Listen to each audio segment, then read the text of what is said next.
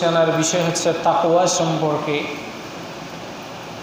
তাকওয়া জিনিসটা কি সে সম্পর্কে আমরা তাকওয়া কিভাবে অর্জিত হয়, তাকওয়ার বৈশিষ্ট্য কি আমরা সে সম্পর্কে আলোচনা করব। যেহেতু আল্লাহ সুবহানাহু ওয়া তাআলা তার গোলামদেরকে বলতেছেন, ইয়া আইয়ুহাল্লাযীনা আমানুত্তাকুল্লাহ, হে ঈমানদারগণ তোমরা আল্লাহকে ভয় করো, তাকওয়া অবলম্বন করো। হাক্কা তুকাতিহি, প্রকৃত তাকওয়া যেভাবে ভয় করা প্রয়োজন, যেভাবে তাকওয়া অর্জন করা প্রয়োজন সেভাবে অর্জন করো। ওয়ালা তামুতুন্না, আর মৃত্যুবরণ করো না, ইল্লা ওয়া আনতুম মুসলিমুন, মুসলমান না হয়ে তোমরা মৃত্যুবরণ করো না। কার কথা? আল্লাহর কথা। কোরআনুল কারীমের এই আয়াত থেকে আমরা গুরুত্বপূর্ণ কয়েকটি বিষয়, যেটা আমাদের পরকালীন জীবনের একমাত্র পাথেয়। আল্লাহ রাব্বুল আলামিন বলতেছেন, ইয়া আইয়ুহাল্লাযীনা আমানু, হে ঈমানদারগণ। এখানে আল্লাহ কাকে ডাক দিয়েছে? কথা বলতে হবে একটু, না হলে গোমানি আসবে, জিমানি আসবে। আর একটু কাছে আসি, যারা একটু দূরে আছে একটু কাছে আসি, সামনে আসি, কাছে কাছে আসি। আল্লাহ কাকে ডাক দিয়েছে? ঈমানদারদেরকে। এখানে তো আল্লাহ ইয়া আইয়ুহান নাস বলতে পারতো না? অন্য জায়গায় কিন্তু বলেছেন যে ইয়া আইয়ুহান নাসুত্তাকু রাব্বাকুমুল্লাযী, হে মানুষ তোমরা তোমাদের রবকে ভয় করে যিনি তোমাদেরকে সৃষ্টি করেছেন। বলছে কি না? বলেছে। আরে কি বলেছে?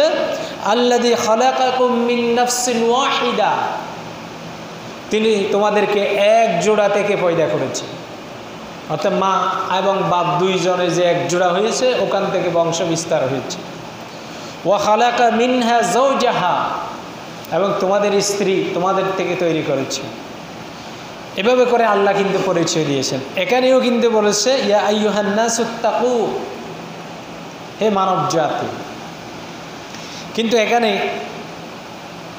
এই আয়াতের ভিতরে মানুষের পরিচয় দিয়ে, যে আমরা কোথায় থেকে আসছি, কিভাবে আসছি, আমাদের বংশ পরিক্রমা কি, কোন পদ্ধতিতে আসছি, এটার পরিচয় দিতে গিয়ে আল্লাহ ইয়া আইয়ুহান নাস, সমস্ত মানব জাতিকে আল্লাহ ডাক দিয়ে বলেছেন।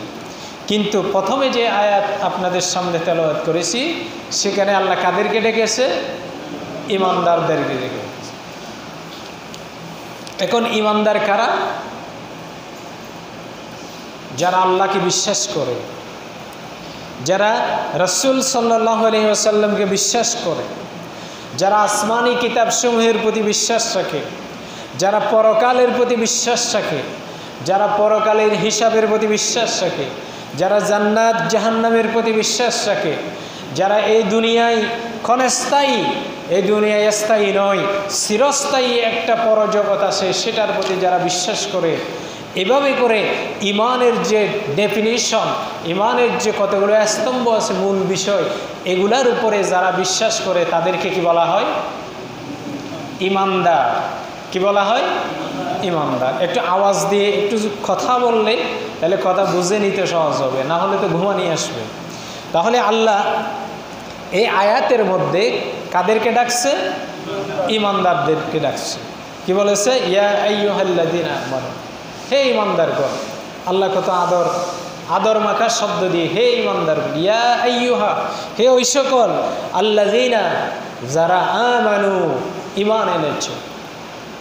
ঈমান আমানু বলতে বলতে ঈমানের যত শাখা আছে, ঈমানের শাখাগুলার প্রতি যে যে বিষয়ের উপরে মৌলিক যে বিষয়ের উপরে ঈমান আনতে হয়, ওই বিষয়ের উপরে যারা ঈমান এনেছো, যারা বিশ্বাস স্থাপন করেছো, আল্লাহ তাদেরকে বলতেছে কি? ইত্তাকুল্লাহ, তোমরা কাকে ভয় করো? আল্লাহকে ভয় করো।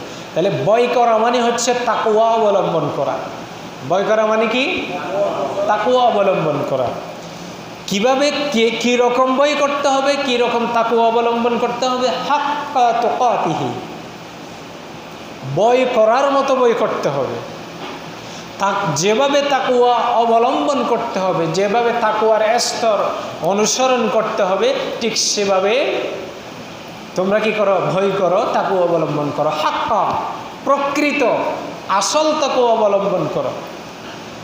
এবং আল্লাহ কি বলতেছে? ওয়ালা তামুতুন্না, শেষে নুনে তাকিদ এনেছেন, তাসদীদ যুক্ত এনেছেন, ডাবল নুনের তাকিদের নুন এনেছেন। লা তামুতুন্না, তোমরা মৃত্যুবরণ করবে না। নিষেধ কার? কি না হয়ে? ইল্লা ওয়া আনতুম মুসলিমুন, পরিপূর্ণ আত্মসমর্পণকারী, পরিপূর্ণ মুসলমান না হয়ে, পরিপূর্ণ আল্লাহর উপরে মুসলিম না হয়ে, মুসলমানদের কাতারে, মুসলমানদের লিস্টের ভিতরে তোমার পরিপূর্ণতা না এনে মৃত্যুবরণ করো না। কার হুকুম? এখন মৃত্যু কার হাতে? আল্লাহর হাতে।